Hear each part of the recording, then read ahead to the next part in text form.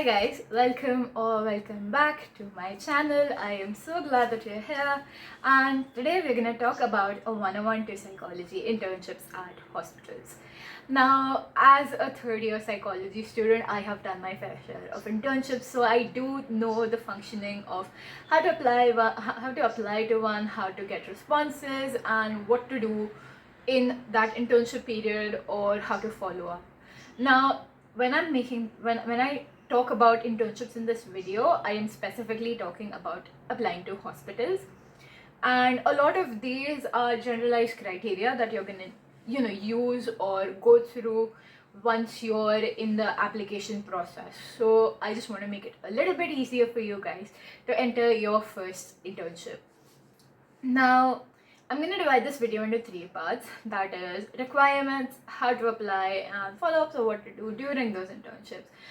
And yeah, so I hope this makes it a little bit easier for you to enter your internship, to make it a little bit more comfortable and make the process a little bit easier, because it is a little confusing a process because you do miss out on documents. I have done that personally.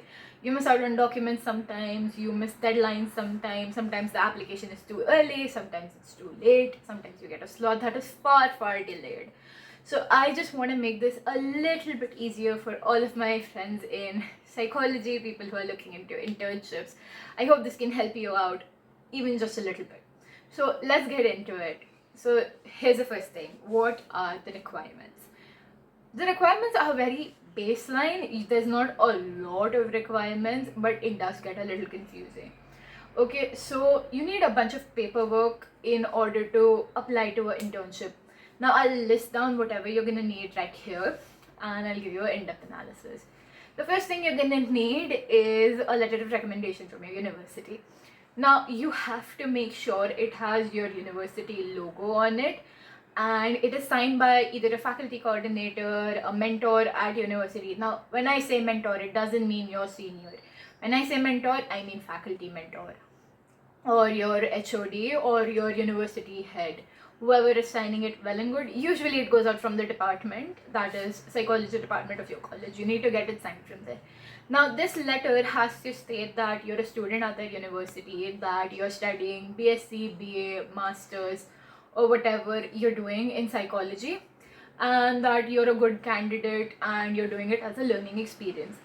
That is a letter that all hospitals that I have applied to have required in their application process. It's a very crucial part of the entire application process. I remember there was an incident where, as a psych student, I think it was in my second year, I was applying to a bunch of places. I forgot submitting my letter of recommendation from the university, and it didn't go through. Like, the application didn't go through. So it is a little important to make sure that you include that in your application package. After that, you're going to need a handwritten application. Now, printed applications or typed applications are fine. People usually prefer a handwritten application on the topic of why you want to apply to their hospital. Now, it has to be very baseline, that you're a psychology student, you're willing to, you wish to expand your knowledge, you want to get a clinical understanding of what happens in the field. So make sure you have a handwritten application. Attach that to the letter of recommendation that is given to you by your college. Make sure you're signing the application, you have your email ID written on your handwritten application towards the end. Sign it, write your email ID, write your phone number, write a spare phone number if needed in case your phone number doesn't go through, it isn't reachable. Ideally, write 2 phone numbers, write your mom's number, friend's number, whoever's number you want, write 2 phone numbers as a safety net always.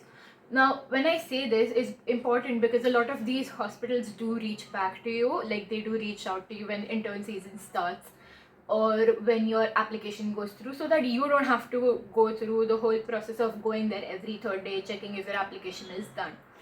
Now, be a little mindful about the fact that a lot of these hospitals won't call you back. It's a very 4 out of 10 a chance that they will call you. If they do, well and good. If they don't, you will have to go to the check-ins. But there is a good chance that they will, so make sure you write your phone number. After these 2 documents, what you're going to need are your academic mark sheets. Some hospitals ask for 10th and 12th grade mark sheets as well, but what almost all hospitals have asked for are your academic mark sheets. Say you're in your first year, they're gonna ask for your first year mark sheets. If you don't have them, at least give them your semester mark sheet. If you've had 2 semesters and the second semester result isn't out yet, tell them that that is the case and that you can provide them with a first semester mark sheet. Even if it's an e-copy, print it out, attach it to the application. You're gonna need mark sheets. What other hospitals ask for, some, not a lot of them, but some ask you for your copy of Aadhaar card, PAN card, and your COVID vaccine certificate. Now, I haven't seen a lot of hospitals ask for COVID vaccine certificates. I personally have only seen 2 hospitals ask for a COVID vaccine certificate, and they were children's hospitals. So yeah, be a little mindful about that. You're gonna need your Aadhaar card, PAN card, give them a photocopy, and staple all of it together, submit it there, give it in a folder, whatever. These are the requirements for your application process. Now, another important thing to do when you're applying to a said hospital, say you're applying to Vadia Hospital, they have an email ID for the psychology department, psychiatry department.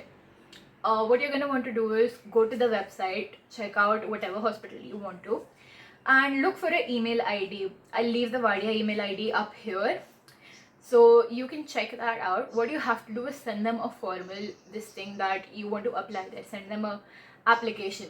Send them all the documents required, like just attach them as a copy.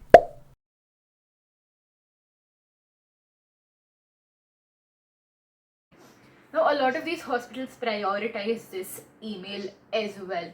Vadia did, I know, because my application went through because of the email. So make sure you write that down as well. Send it to them.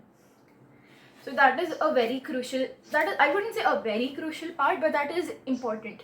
These are the things that are your, these are the things that will help you get your internship. These are your foundation.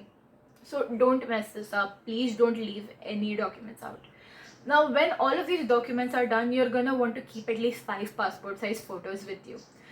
People do ask for your photos, they don't, but it's a better safety this thing that you keep 5 passport size pictures with you for the application process. Now, next is how to apply.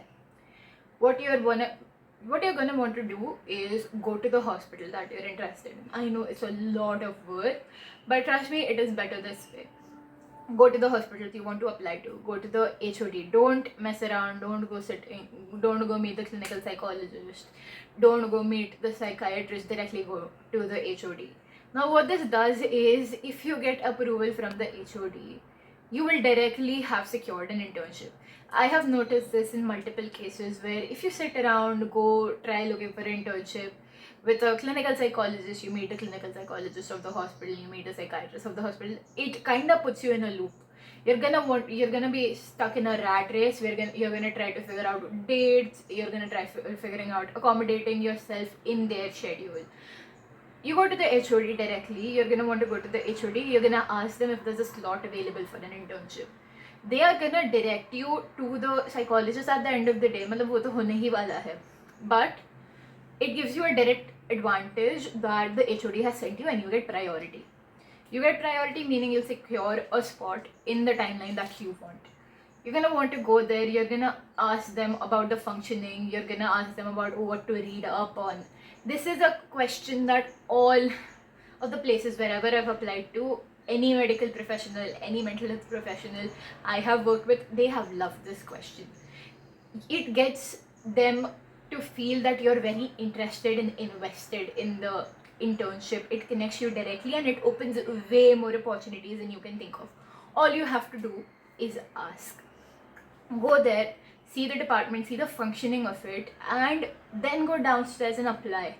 But do that. Go meet the HOD once. They'll know who you are, they'll expect you there, it gives them a better understanding, it gives you a better understanding on what to expect. Go do that and then go ask them for the application procedures help. Once that is done, you will be able to apply very easily and there's a high chance that you might also secure a spot. After all of that is done, read up. Your requirements are fulfilled, you have done your application. Don't sit in one place, don't apply to just one hospital. There are major chances of rejection with every internship. You don't want to mess around with a timeline. And do all of this as a collective. Do it 1 month before your internship. Look into internships the moment you're done with your exams, or the moment your exams have started. You'll probably get a letter of recommendation from your college 1 month prior. Don't worry about that.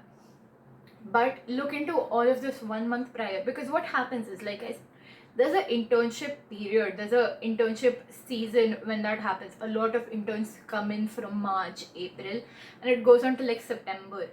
You're gonna want to look a month prior. Say I want to work in October, I am gonna start applying at the beginning of September, because it takes at least 15 days of buffer time in order to secure your internship. Apply to more than one place, and that is one of the most important advice I would give. Apply to more than one place. It's very important, because you never know where you're gonna end up at. There's no saying like per se that you've secured a spot unless somebody said that. So apply to more than one place. Okay, so that is your how to do it and what to do. Now, what is important is to prepare yourself mentally for that internship. Say you're working at a children's hospital, you're gonna want to know the basics of everything. You're gonna want to know how it works, what to read upon. So ask them what kind of tests they conduct. A psychological examination that is conducted there. Ask them for a reviewed list. Read upon it. At least read a little bit on it, so that you have an idea. You're prepared there. You're not so out of loop there. You won't have to struggle to fit in. Like if you're doing a 45-day internship period, if you're very out of it, you're gonna take at least 2 weeks to fit in, 2.5, 3 weeks. Your month is almost over. Your 30 days are, you're at least like 21 days are over.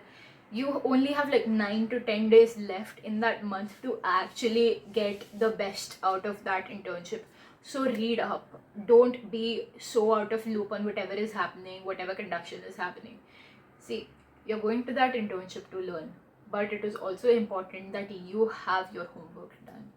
That is the most important thing in an internship. You need to have your homework done. So read up on it. Read up on anything and everything that they provide you with. I know it gets a lot, and they'll teach you as well. Don't worry. Don't be scared of making mistakes. People will teach you. That is what you're going there for. You're going there to learn. But it is extremely beneficial if you have your homework sorted. If you have even the slightest idea, you'll be able to understand better. You will have a better grasp on what is going on around you, and most importantly, you will be able to make the maximum out of that internship. So do that. These are the most baseline requirements, very baseline guidelines to a psych internship, and I really hope they've helped you. I really hope it makes your internship journey a little bit easier on how to apply, what you're gonna need. Because I know when I was applying, I didn't have a composed list of what to carry with me. I remember going every third day, fourth day to a hospital, checking in if my internship was approved, if it wasn't approved. So I hope this helps you out. Now, approvals are a little bit of a problem, but if you've applied to multiple places, I'm sure you'll get into one. And when we talk about mark sheets, don't worry, your semester GPA is not going to be a very important factor. It's just proof that you're a psych student, so don't worry a lot about that. Okay, I really hope this has helped you out, even in the slightest. Let me know if you need any help. Feel free to reach out to me. I'll leave my social media right here, and feel free to reach out to me if you need any help in psychology internships, or if you have a little bit of trouble applying to any of these places. I'll leave a list of government hospitals right here which you can apply to, people who accept freshers or internships that are actually worth everything. I hope this helped you guys. I love you so much. Bye bye.